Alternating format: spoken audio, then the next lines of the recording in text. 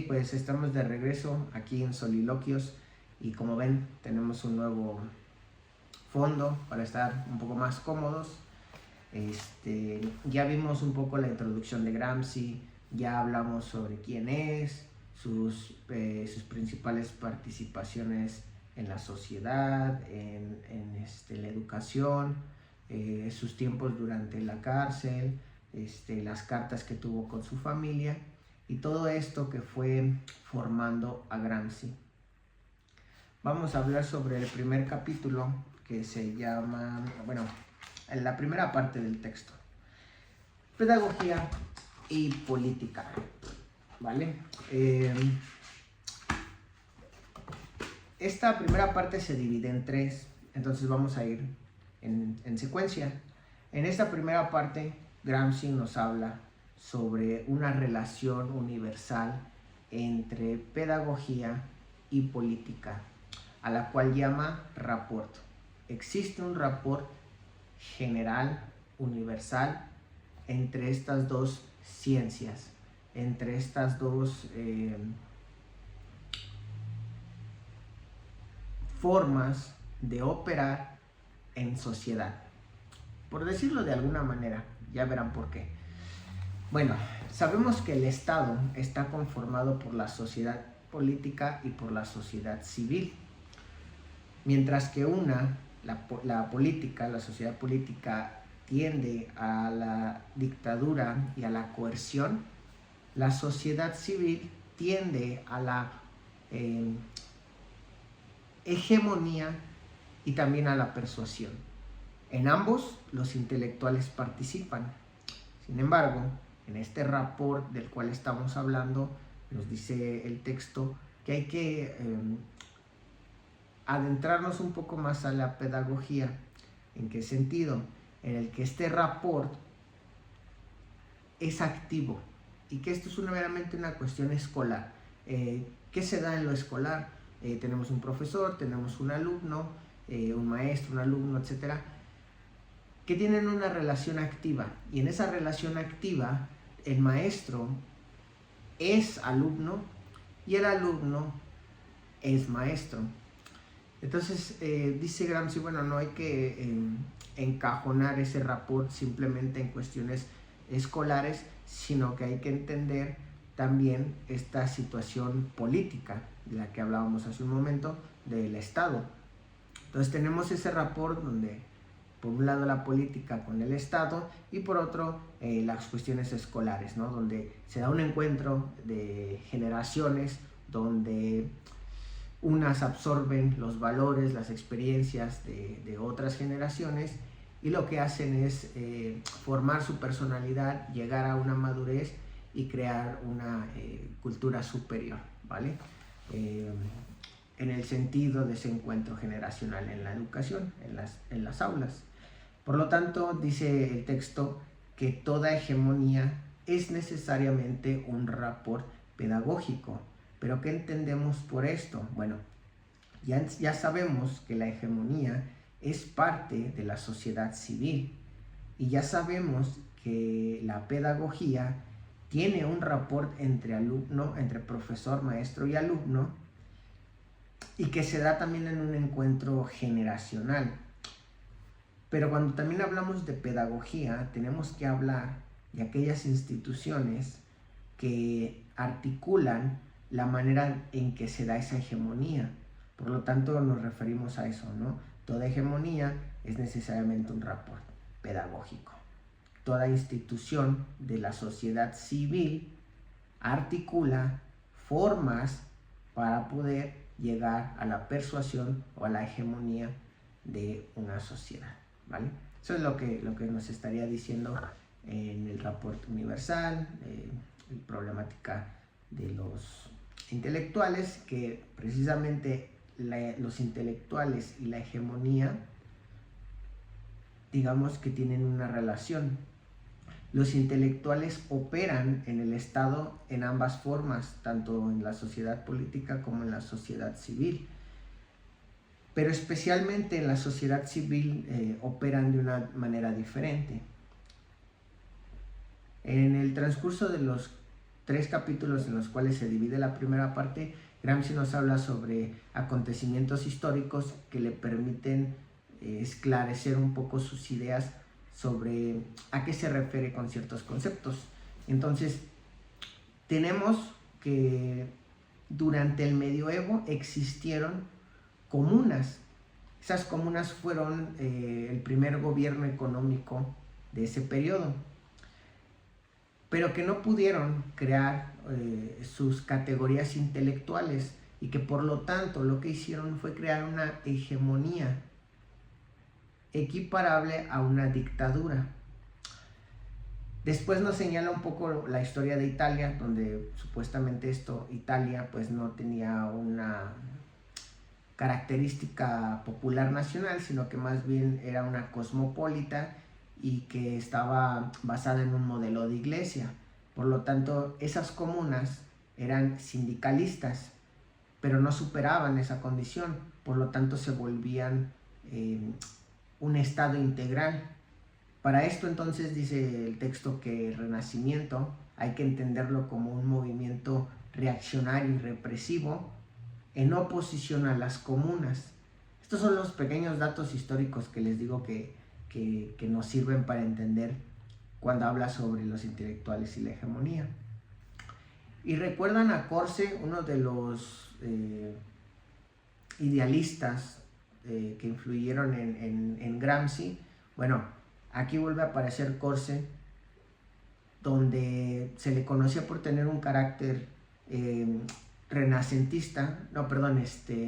revisionista, y que específicamente era revisionista del marxismo.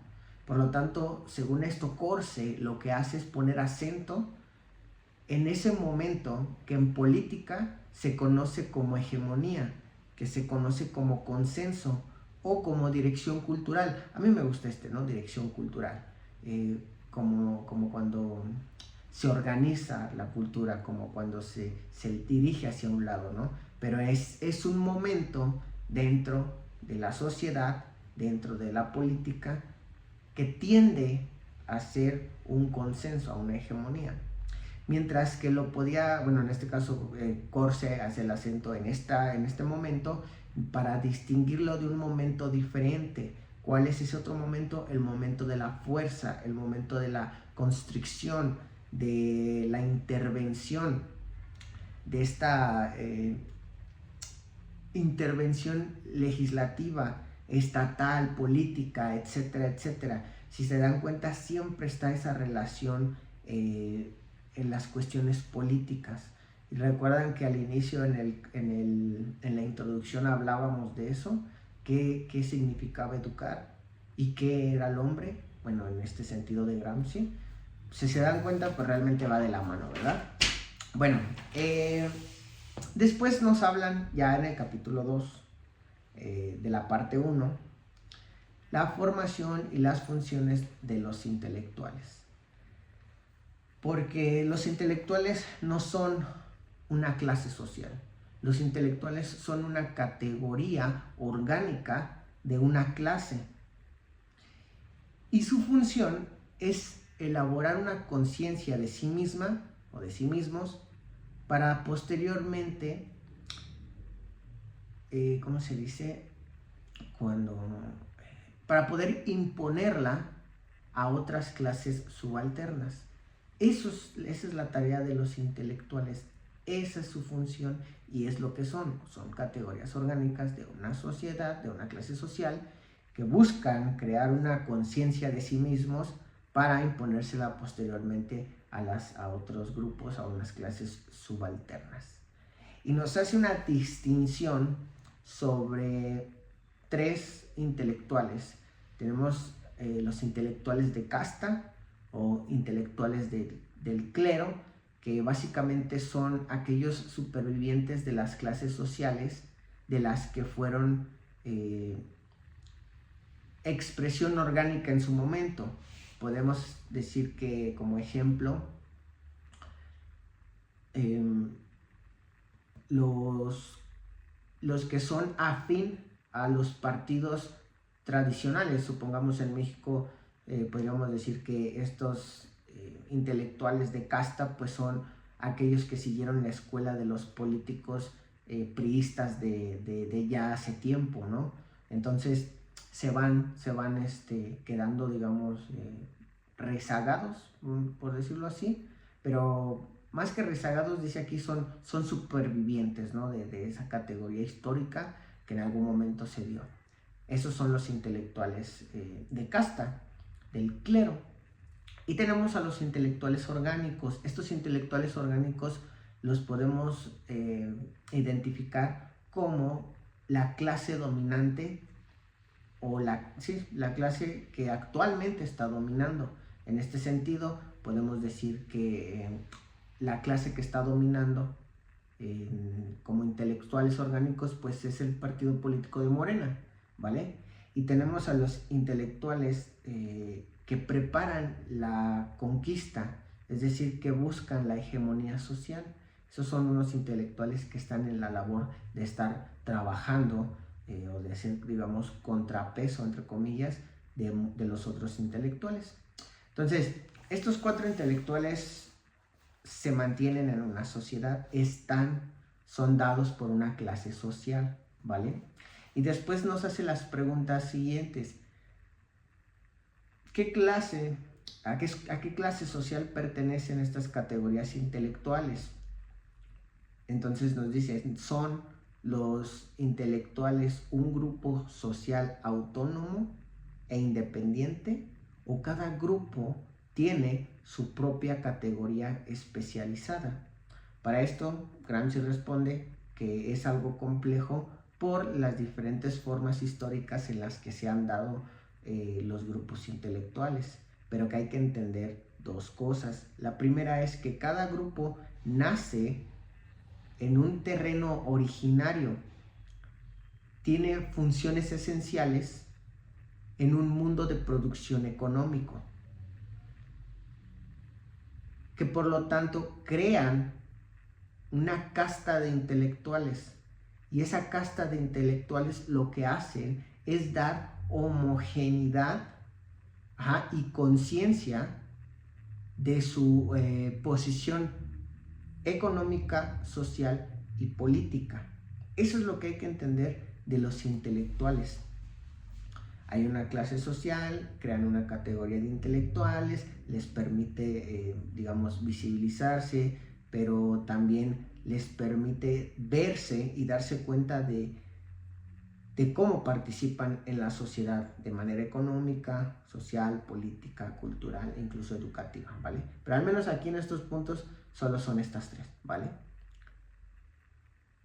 Y después nos dicen que los intelectuales orgánicos de cada nueva clase social crean consigo mismo y elaboran progresos, por lo general en especializaciones. Por lo tanto, cuando surge una clase social y por ende crean sus categorías intelectuales, esos intelectuales orgánicos, que son los que predominan, elaboran especializaciones, ¿vale? Un ejemplo, las universidades. Las universidades crean especializaciones, crean ciertas formas de trabajar, de participar en el mundo, en la economía, en la sociedad, etc. Por ejemplo, la medicina, ¿no? La filosofía, la política, la educación, la psicología, etcétera, etcétera. Todas las ciencias de alguna forma van teniendo especialidades, y esas especialidades están dadas por esta categoría orgánica de los intelectuales, de grupos que surgieron para participar de manera económica, social, política, cultural, etcétera, etcétera, ¿vale? Y después nos hacen un señalamiento interesante sobre estas formaciones de los intelectuales y sus funciones, que hay que notar que los campesinos, aunque su función esencial en el mundo de la producción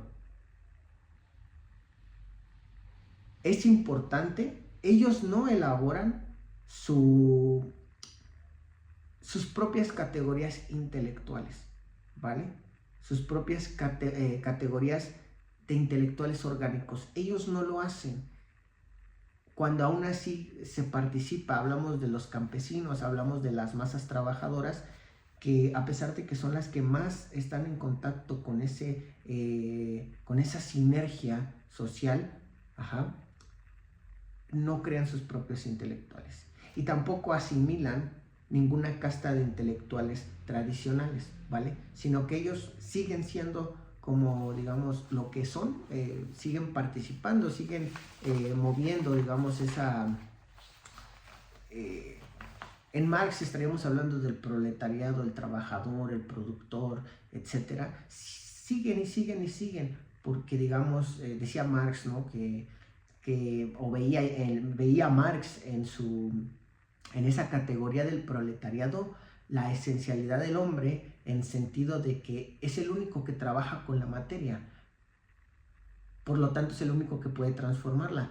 Pero el problema aquí es que, a pesar de que tenga esa responsabilidad, no crea sus propios intelectuales, sino que se mantiene en esa, digamos, esencialidad, ¿no? Por decirlo de esa manera, ¿no? Y eso lo retomo de un texto que se llama, que es El hombre, de Martin Buber, pero en fin, eso es antropología. Aquí estamos hablando sobre pedagogía y política, ¿vale? Digo, para que no se malentienda lo que estoy diciendo.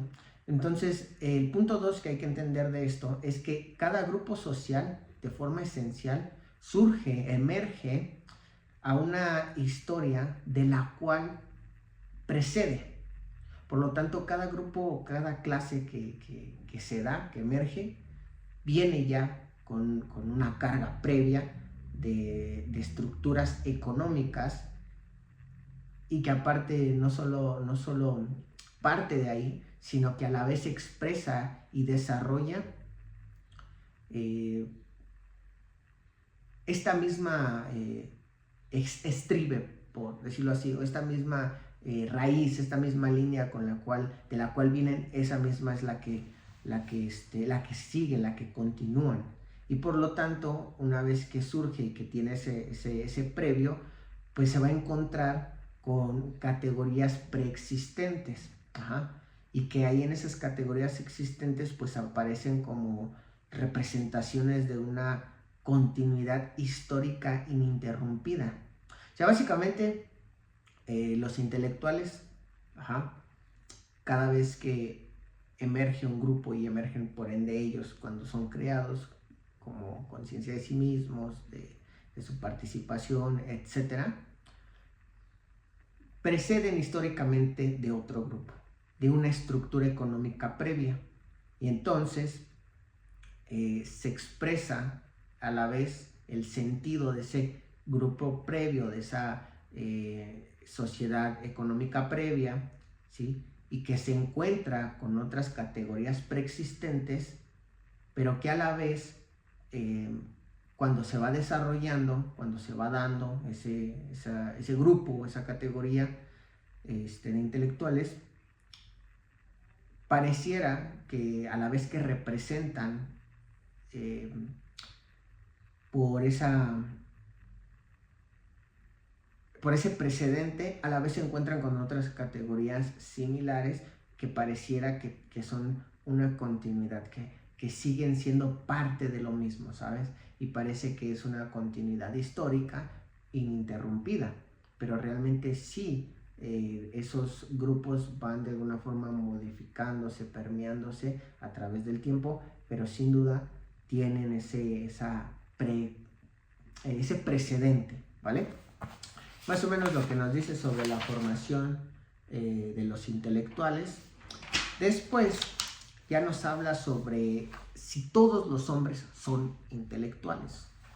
Esta categoría de intelectual, ¿no? Porque pues, al inicio se entiende, pudiéramos decir que uno dice, sí, los intelectuales, ¿no? Los que saben, los que conocen, los que son filósofos, los que son periodistas, los que son psicólogos, los que son eruditos, ¿no? Letrados, etcétera, etcétera. Bueno, para Gramsci, según esto, pues esa concepción de intelectual es algo burda, es una forma vulgar de entender al intelectual, porque para Gramsci el intelectual no es aquel que es erudito, que es letrado, puesto que, digamos, las corrientes científicas han buscado el intelecto por sí mismo, ¿sí? Saben, en el hombre, ¿sí? Una persona intelectual, ¿no? Que sabe, ¿no? Sí, bueno, para él no. Para él lo que hay que hacer es buscar esta categoría de intelectuales en el conjunto de sistemas, de relaciones, en todas esas actividades donde en los grupos se repita esa cuestión de los intelectuales, que vienen a encontrarse, según esto, en categorías generales de relaciones sociales. Por lo tanto, los intelectuales se dan en las relaciones sociales, en los sistemas de relación, en las actividades que representan esta actividad de lo intelectual, ¿vale? Por lo tanto, lo intelectual no tiene que ver con el individualismo propio de ser erudito, letrado, sino más bien la intelectualidad o los intelectuales se encuentran en los sistemas sociales allá afuera y donde se dan esas mismas relaciones sociales. Entonces dice aquí, ¿todos los hombres son intelectuales? Sí, todos son intelectuales, pero no todos tienen la función social de intelectual. ¿Se dan cuenta? No rechaza que los hombres individuales, los eruditos, los periodistas, los filósofos, los psicólogos, los científicos, etc., no los excluye de que sean intelectuales. Sin embargo, quien tiene una participación social de intelectual, obviamente es quien se puede considerar un intelectual, ¿vale? Quien tiene esa participación, quien está generando, ¿sí?, un movimiento dentro de la sociedad, quien está generando una conciencia para sí mismo y para otros, y a la vez poderlos imponer en otros lugares, ¿vale? También nos dice que se puede hablar de intelectuales, pero no se puede hablar de los no intelectuales. Entonces, ya sabemos que los intelectuales están en las relaciones y en los sistemas sociales, en las actividades que son meramente, que representan estas actividades intelectuales, y que todos los hombres son intelectuales, pero no todos tienen esta función social de intelectuales, ¿vale? Después nos dice que hay la creación de una nueva casta de intelectuales, pero que existe un problema con esto. Todo apunta a que elaborar críticamente la actividad de intelectual modifica o es modificando, mejor dicho, la relación con las fuerzas musculares nerviosas hacia un nuevo equilibrio. Otra les voy a decir algo aquí, un paréntesis.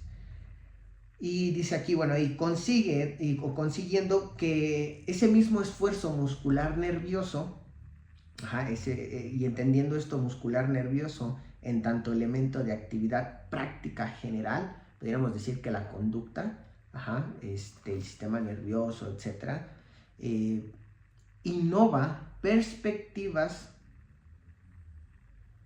del mundo físico y social, es decir, que devenga en una nueva e íntegra concepción del mundo. Si se dan cuenta, la creación de una nueva casta intelectual tiene el problema siguiente, que no solamente es la visión, digamos,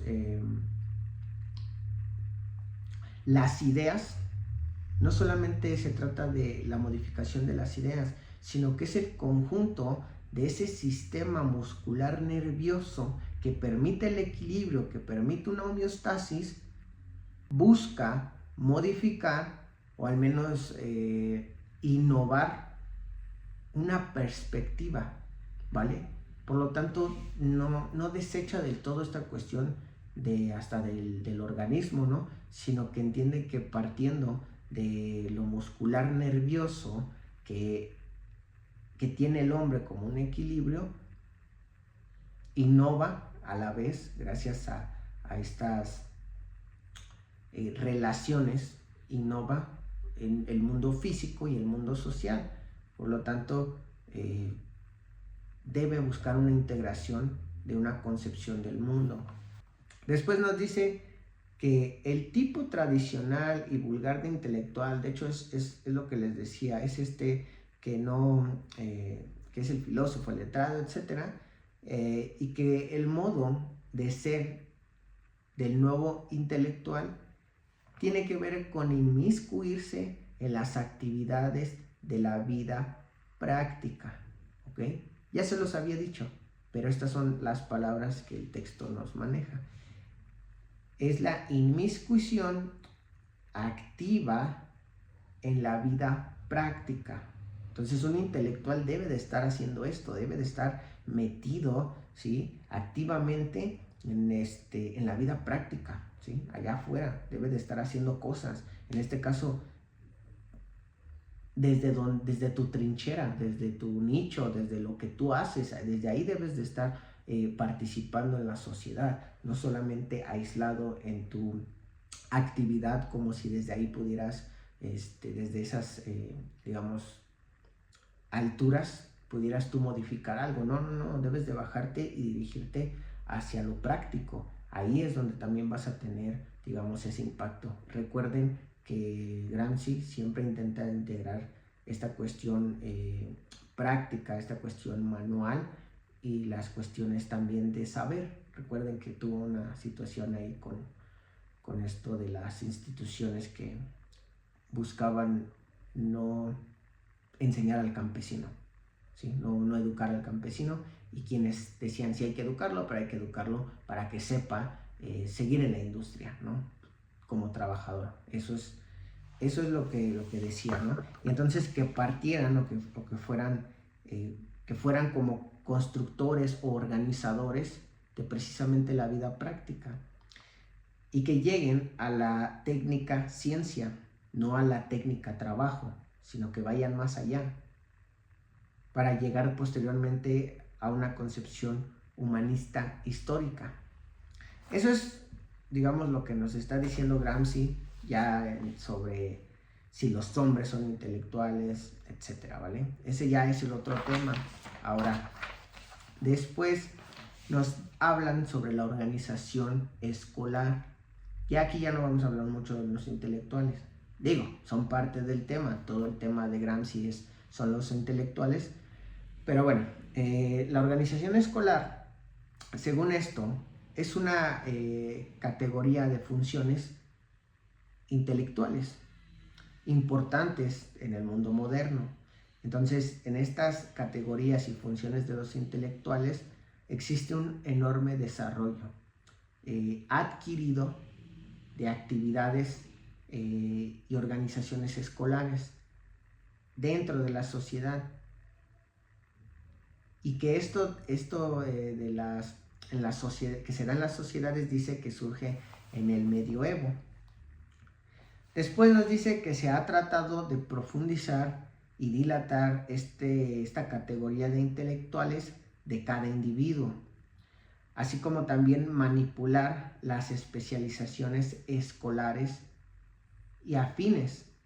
Recuerden que les dije que los intelectuales buscaban la especialización, buscaban refinar ciertas actividades. Bueno, dicen que de aquí surgen las instituciones escolares, más o menos en grados, y que hay instituciones que promueven la alta cultura. Entonces, estas instituciones que promueven la alta cultura, pues son instituciones escolares que buscan la especialización de ciertas áreas. Después nos dice que las escuelas es el instrumento para elaborar intelectuales de diferentes grados. No sé si recuerden que les dije en la introducción que también tuvo una crítica hacia las instituciones, hacia las universidades públicas, las populares, las privadas, etc.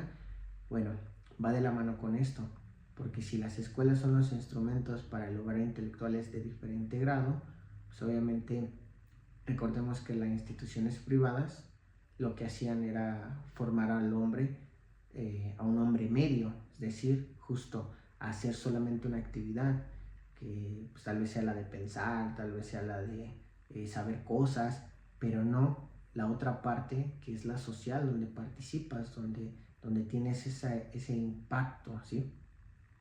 Por lo tanto, hay ciertas instituciones que exaltan esta cuestión del conocimiento, que exaltan esa alta cultura, ¿no? Del saber, del conocer, etcétera, etcétera. Y después nos dice que esto se puede medir según el número de escuelas que hay y la jerarquía en la que están. Es decir, buscamos una zona, investigamos cuántas escuelas tienen y vemos cuál de entre ellas, cuáles son como las más infra y las más valoradas, ¿no?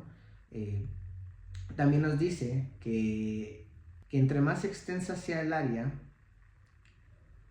de la enseñanza y más numerosos sean los grados, tanto más complejo será el mundo cultural en el que se desenvuelve la civilización de una determinada o de un determinado estado.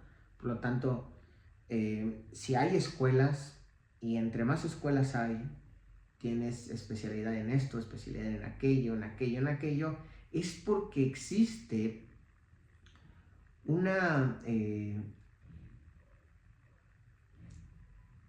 categoría compleja del mundo cultural en el que están. En el que está una zona. Entonces hay que ver las escuelas, hay que ver las instituciones, después cuántas especializaciones hay, cuáles son sus jerarquías, y en base a eso podemos decir qué tan complejo puede ser el mundo de esa civilización. Eso es lo que nos está diciendo Gramsci ya en este capítulo. Y después tenemos relación entre intelectuales y producción. ¿En qué sentido? Bueno, dice el texto que no es una relación inmediata, sino que es mediada. Parte del entramañado social, es decir, sobre la sobreestructura, y que aquí los intelectuales se vuelven funcionarios. Los intelectuales se pueden medir de manera organizada por medio de estas cuestiones de conexión y de sobreestructura. De conexión como grupos sociales fundamentales que se relacionan, y como sobreestructura de abajo hacia arriba.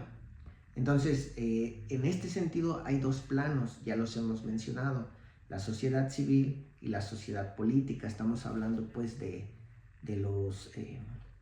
Estado, y que después estas funciones hegemónicas de grupos dominantes sociales crean un dominio directo del Estado, ¿vale? Ambas participan en el dominio de cierto grupo de personas en una sociedad. Eso es lo que pasa en los partidos políticos de ahorita en México con Morena. O sea, es la conexión y la sobreestructura. Por lo tanto, esta relación entre intelectuales y producción es mediada por estas funciones. Por lo tanto, las funciones son tanto organizativas como conexivas. Y en este sentido, los intelectuales, como habíamos dicho, son delegados de los grupos dominantes para el ejercicio de las funciones sociales. Entonces, por un lado tenemos el consenso, que es espontáneo, y por otro lado, la coerción social, ¿sí? Y esta pues se encarga obviamente de asegurarse de manera legal que ciertos grupos lleguen a tener una disciplina, ¿no? Entonces eso es lo que nos dice de la relación entre intelectuales y la producción. Y por último tenemos el partido político y los intelectuales. dos cosas. La primera, la pregunta, antes que los dos puntos, es ¿qué hay del partido político en orden al problema de los intelectuales?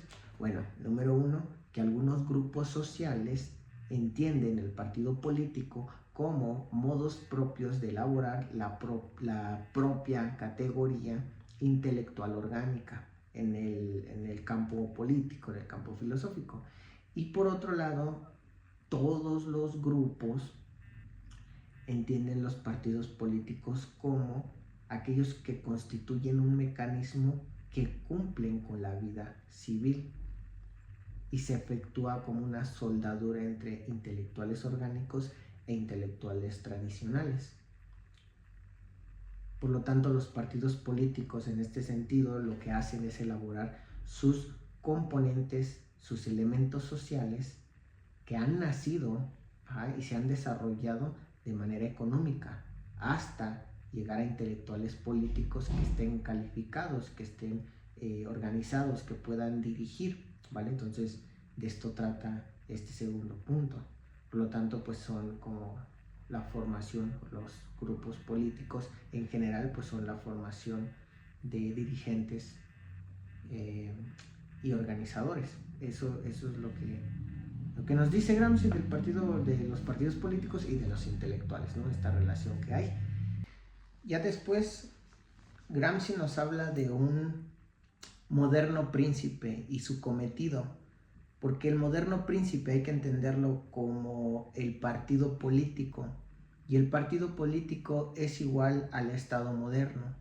Entonces, ya sabemos que el partido político lo que hace, según Gramsci, es elaborar una clase y a la vez sus propios intelectuales. Por lo tanto, el espíritu estatal tiene que ver con el moderno príncipe, y el moderno príncipe es el movimiento político. Y después nos dice que sí o sí entendamos que hay dirigentes y dirigidos, que hay gobernantes y gobernados. Sí hay una distinción, hay una decisión, hay una diferenciación entre ambas, entre los dirigentes y entre los dirigidos. Existen, se da, ahí está, o sea, no pueden ser removidos. Pero es el partido político el que de un modo más adecuado lo que hace es elaborar dirigentes y a la vez tiene la capacidad de direccionar. Por lo tanto, los partidos políticos dirigen, organizan y también forman dirigentes para crear un espíritu estatal. Ese espíritu estatal del que estamos hablando presupone una continuidad. ¿Una continuidad de qué? Precisamente del partido, ya sea hacia el pasado o hacia el futuro. Hacia el pasado como tradiciones y hacia el futuro como todo acto que se mantiene en un proceso complejo iniciado y que puede continuar. Eso es este espíritu estatal, este moderno príncipe. Recordemos que cuando hablamos de príncipe, hablamos del príncipe de Maquiavelo. Recordemos que Gramsci es italiano, entonces hablamos del príncipe de Maquiavelo, y recordemos que el príncipe de Maquiavelo tiene estas ideas referentes a la conservación del poder, a ser amado, ser odiado, etcétera, etcétera. Entonces, hay un apartado que me gusta sobre esto del espíritu del moderno príncipe, y esto sí lo voy a leer punto por punto. Dice: el partido moderno y el moderno príncipe. Dice: el moderno príncipe, el mito del príncipe no puede ser una persona real, un individuo concreto, solo puede ser un organismo, un elemento de sociedad complejo en el que ya se haya iniciado la concreción de una voluntad colectiva reconocida y se haya afirmado parcialmente en la acción. Este organismo está ya dado por el desarrollo histórico y es el partido político. Las primeras células en las que se resumen gérmenes de voluntad colectiva y tienden a convertirse en universalidades o totalidades. Lo que acabamos de explicar hace un momento, este moderno príncipe tiene que ver con no una persona concreta, sino con un organismo de una sociedad, como elemento de una sociedad compleja y que se halla en concreción de voluntades colectivas, ¿vale? Históricas de ciertos partidos políticos. Y bueno, tiene que ver con lo colectivo, ¿vale? Por eso es el espíritu estatal. Punto número 2, el partido político. Ya hablamos del príncipe y el mito del príncipe, ahora viene el partido político. Se ha definido que el protagonista del nuevo príncipe no podría ser en la época moderna un héroe real, sino un partido político, es decir, de vez en vez y en las diversas relaciones internas de las diferentes naciones, aquel partido que pretende y ha sido racional e históricamente fundado para este fin, funda un nuevo tipo de Estado. Por lo tanto, el partido político lo que hace, de alguna manera, es tener relaciones, tener nexos con otros partidos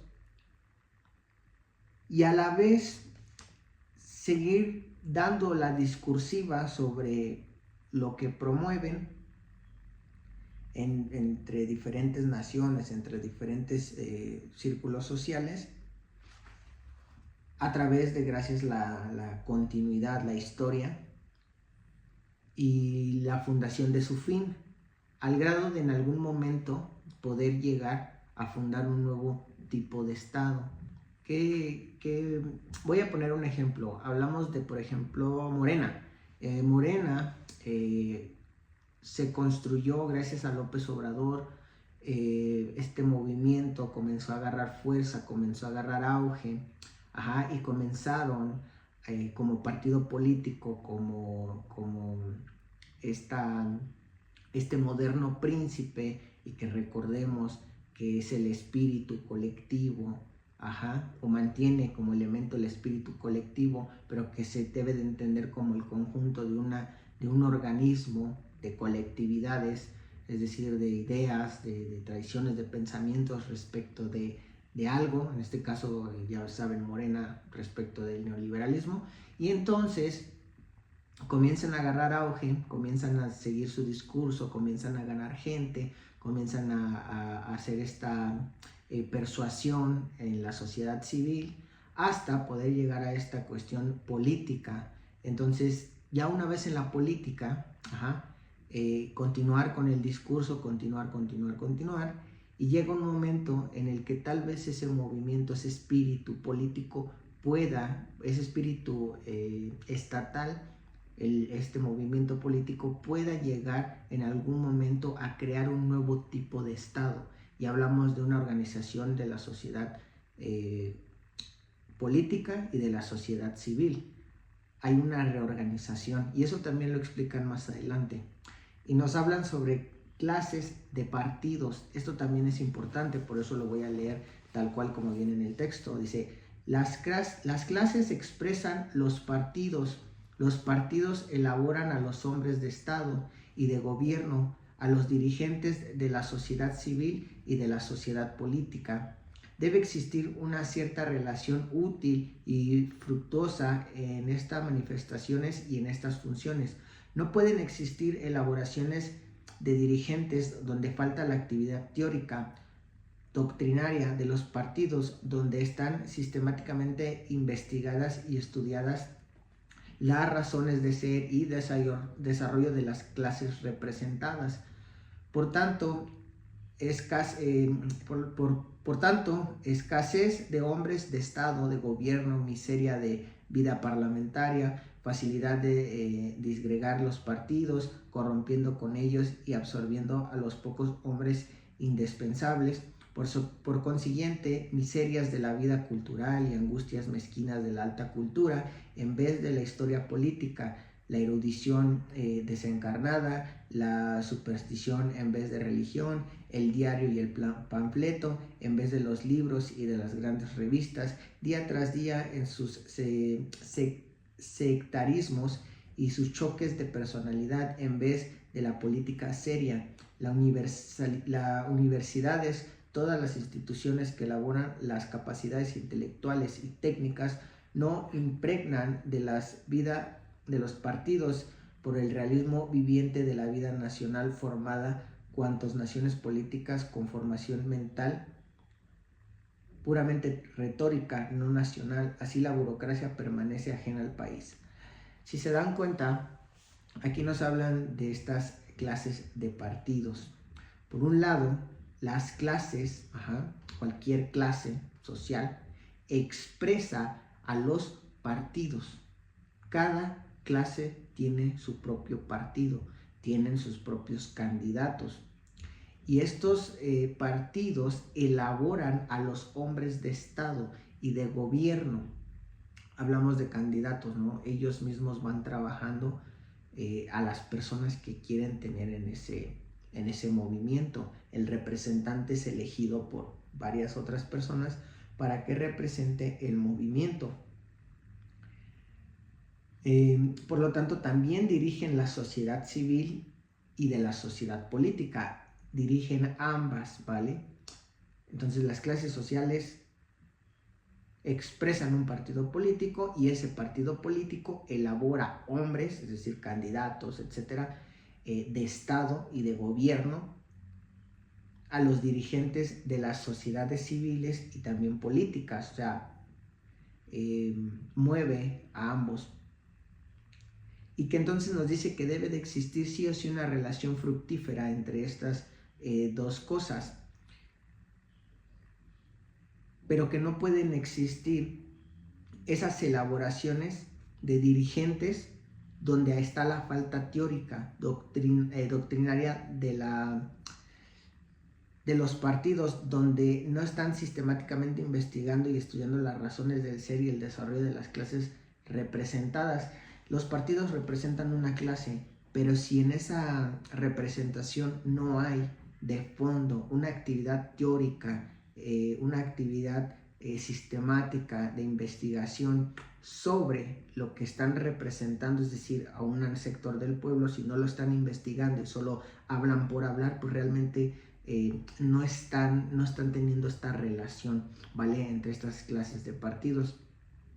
Bueno, entre esta relación entre lo civil y lo político, porque recuerden que hay una escisión, hay una brecha entre el hombre político y el hombre civil. Por lo tanto, cuando las clases, alguna clase tiene la expresión de un partido, esos partidos tienen a sus dirigentes, a sus gobernantes, a quienes dirigen. Por lo tanto, no nada más dirigen a cierto sector político, sino también a cierto sector civil. Entonces, cuando una persona política no está teniendo el contacto con eso que dice representar, ahí no se puede dar esa relación entre los partidos y se estaría sesgando el espíritu, ¿no? del estatal.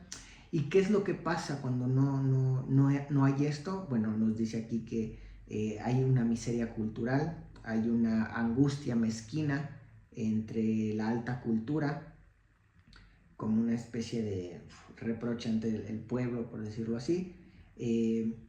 Cambian la superstición, ¿no? Cambian la religión por la superstición, el diario por un panfleto, y en vez de libros, digamos, o revistas importantes. Y bueno, entonces todo esto que tiene que ver con las clases la clase de partidos, aquí preguntamos qué partidos son los que gobiernan y qué es lo que están haciendo, si realmente tienen ese contacto. En fin, esto tiene que ver con las clases de partidos, ¿vale?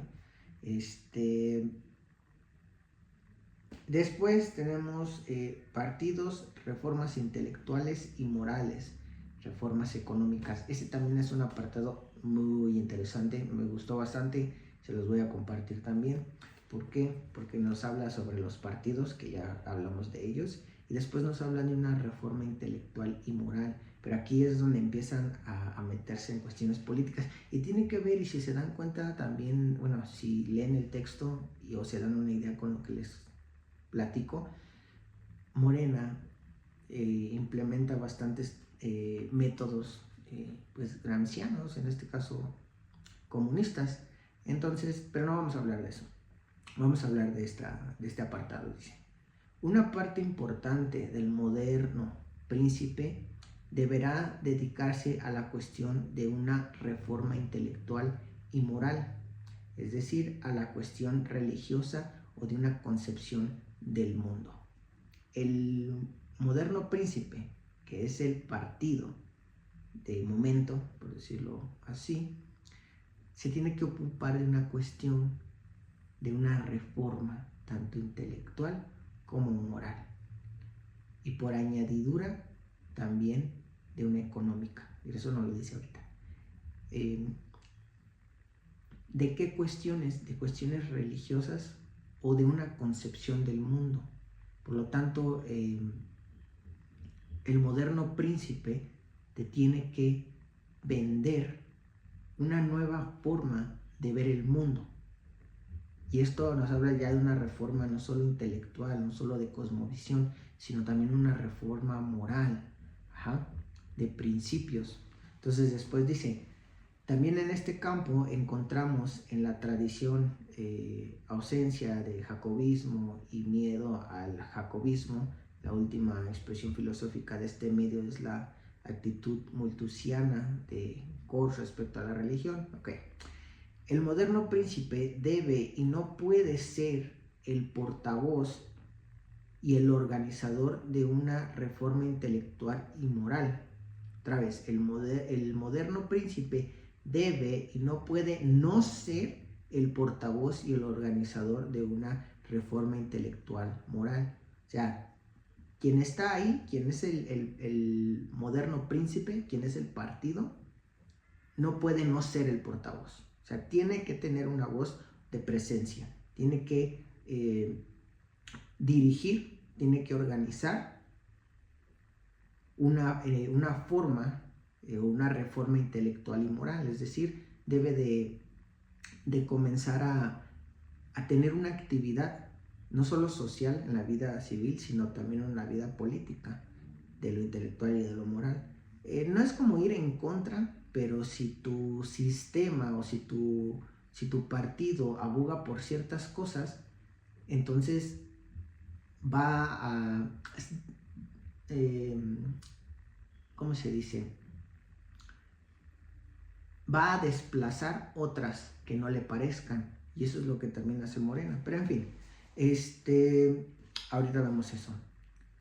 Lo cual significa además crear el terreno para un desarrollo ulterior de la vida colectiva nacional popular, el cumplimiento de una forma superior y total de las civilizaciones modernas.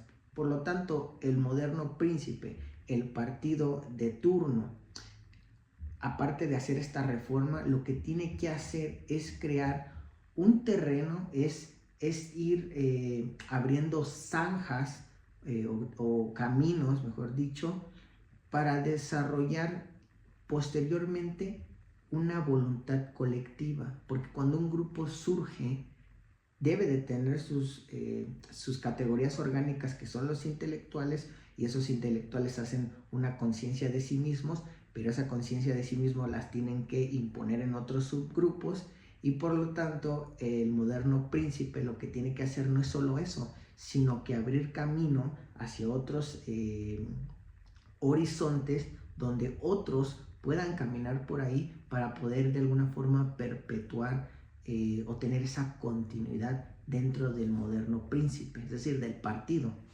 Después nos dice,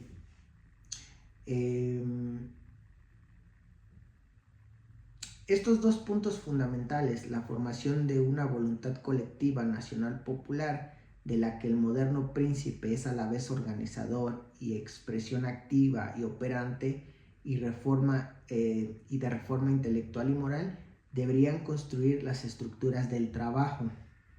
Los puntos concretos del programa deben incorporarse a la primera parte, es decir, deberían resaltar dramáticamente el discurso, no ser una fría y pedante exposición de raciocinios. Aquí hablamos de la forma en que ciertos políticos se postran como portavoces del partido, pero que su discurso se nota hueco, se nota falso.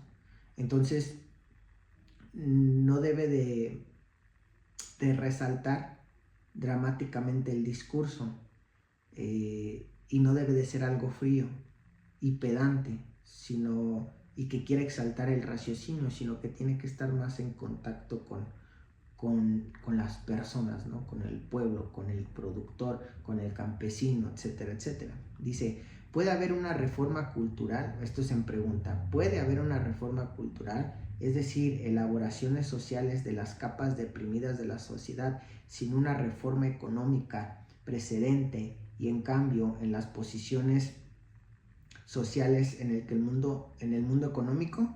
Por eso una reforma intelectual y moral no puede sino estar ligada a un programa de reforma económica, lo que les decía. O más bien el programa de reforma económica es precisamente la forma concreta en que se presenta toda reforma intelectual y moral. Ya no es la reforma intelectual y moral por sí misma, sino que más bien es la reforma económica de la cual parten para crearse una reforma intelectual moral. Después dice, el moderno príncipe al desarrollarse, ¿sí?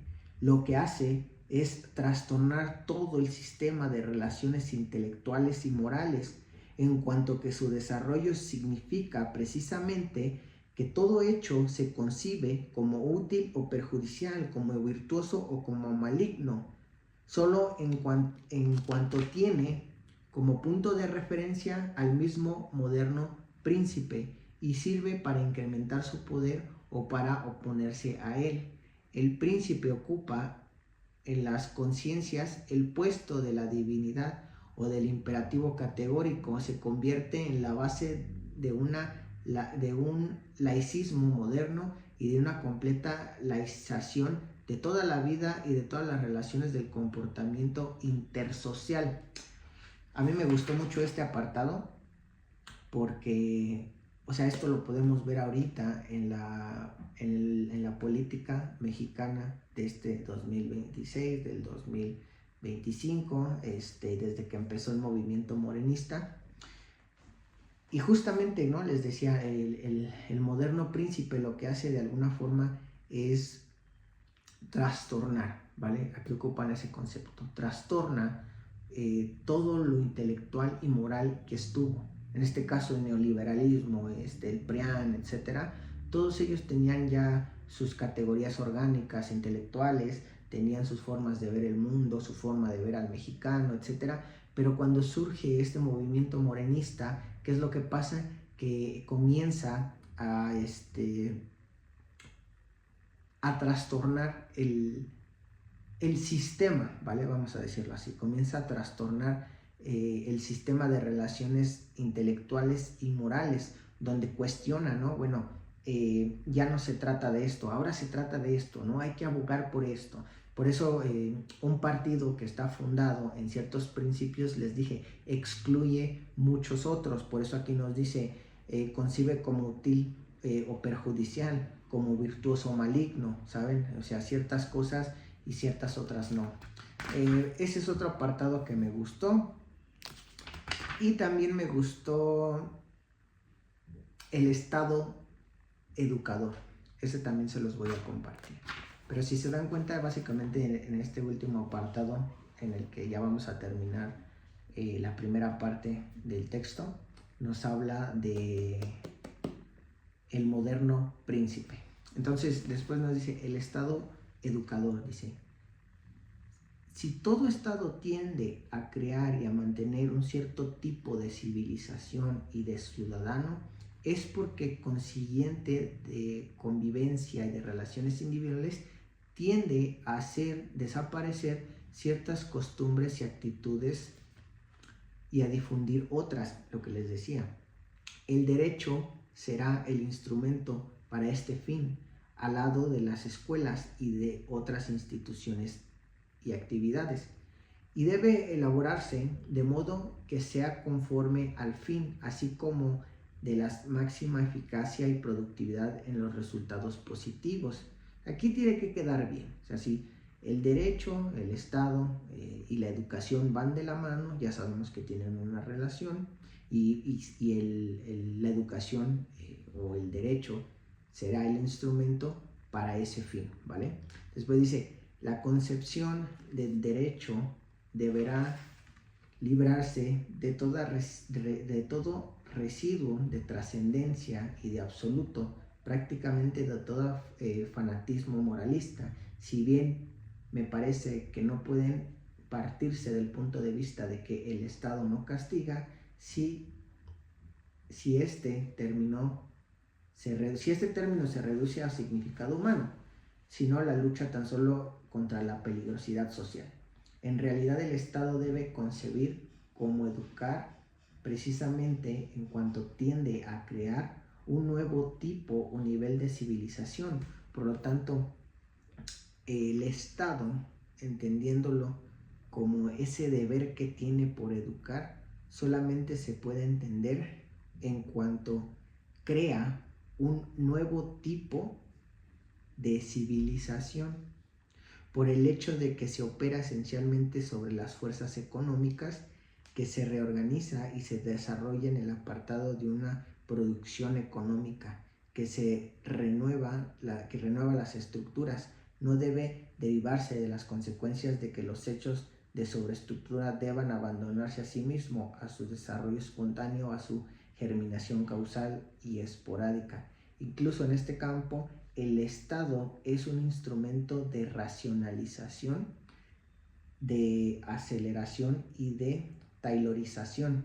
Actúa según un plan, precisión, incita, solicita y castiga porque, creadas las condiciones que es posible en determinados modos de vida, la acción o omisión criminal deben de tener una sanción punitiva de alcance moral y no solo un juicio de religiosidad genérica. El derecho es el aspecto represivo y negativo de todas las actividades positivas de civilización llevadas a cabo por el Estado.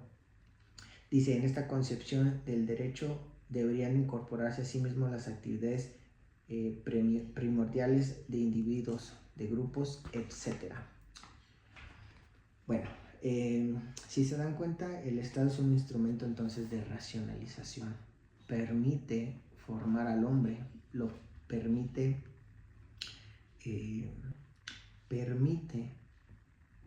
gracias a seguir planes, precisiones, iniciativas, castigos, etc., es quien permite por transformación económica. No sé si se acuerdan que están todas estas becas para los niños, para los adolescentes y para los que no estudian, etc. Entonces, por ejemplo, toda esa, y que tiene que ver con esta cuestión educativa, etc., bueno, todas esas son una transformación económica que por ende llevan a una reforma intelectual y moral. Después nos hablan de la función del derecho, donde también justamente nos habla de que el derecho es el que permite la continuidad del partido político, permite la disciplina, etcétera, etcétera. Y creo que son todos los puntos más importantes que tengo que abordar sobre el príncipe, sobre